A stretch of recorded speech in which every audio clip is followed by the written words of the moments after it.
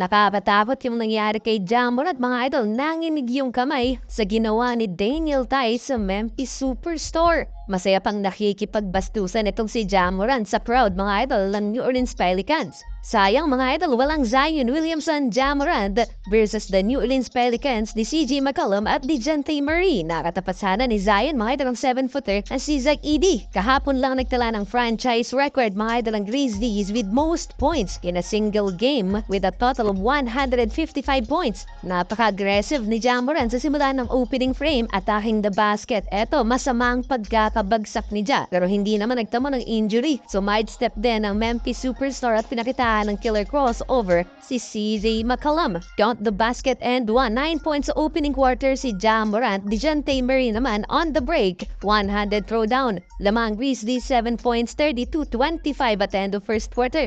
Second quarter, nagpakawala ng 5 straight 3-pointers ang Memphis Grizzlies. 3 ay nagmula kay Ja Morant, 2 naman ay mula kay Jaren Jackson Jr. At dito na nagsimulan ang nasan, mga idol. Itong si Ja Morant, ipinagyayabangan yung courtside fan ng New Orleans Pelicans. Mabot na kasi sa double figures ang lamang ng Memphis Grizzlies sa home team. Ganun din naman si Jaren Jackson, inaangasan din ang home crowd. Ito ang matindi, mga idol, sa pangatlong 3-pointer ni Ja Morant. Tinatawanan na lang niya ang Pelicans. 20-point game na for Ja.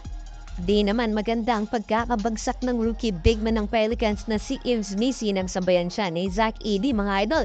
16 points ang biggest lead ng Memphis Grizzlies dito sa first half at patawa-tawa lang si Ja Morant, pero na nag-run, mga idol, ng Pelicans. Si DeJounte Murray naman ang nag-angas dito sa visitors. Fast break, one-handed throwdown, sabay turo sa kalaban. Eto, easy two-handed dunk na sana for Trey Murphy III na dulas pa, mga idol. Baba sa 3 ang lamang ng Memphis Grizzlies, pero muling nag-run ang visiting team. Patapos ang first quarter at balik sa 13 points sa kanilang lead, 74-61. Third quarter, lalo pang nahihirapan ng New Orleans Pelicans sa tindi ng opensa ng Grizzlies. Etong si Ja Morant, tag-enjoy lang, mga idol, dropping dimes to Jaren Jackson Jr.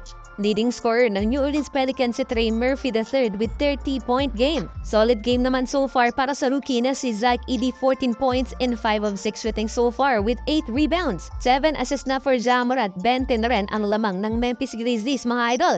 Eto ang masamang balita kay Ja Morant dahil na-injured ang kanyang left shoulder. Napaka-solid ng screen ni Daniel Theis kay Ja Morant na apektuhan, mga idol, ang malaking bahagi ng kanyang katawan at nanginig ang kamay ni Ja. Matatandaan na early this year, mga idol, January, nang operahan ang kanang bahagi naman na shoulder ni Ja Morant. Dahilan para ma-miss niya ang rest of the season for Memphis Grizzlies. Without Ja Morant, nag-run, mga idol, ng Pelicans at naibaba sa 10 ang lamang ng Memphis Grizzlies. Pero nabawi kaagad yan ng visitors dahil sa 3-pointer na ito ni Luke Kennard. Heading into fourth quarter, 104-88.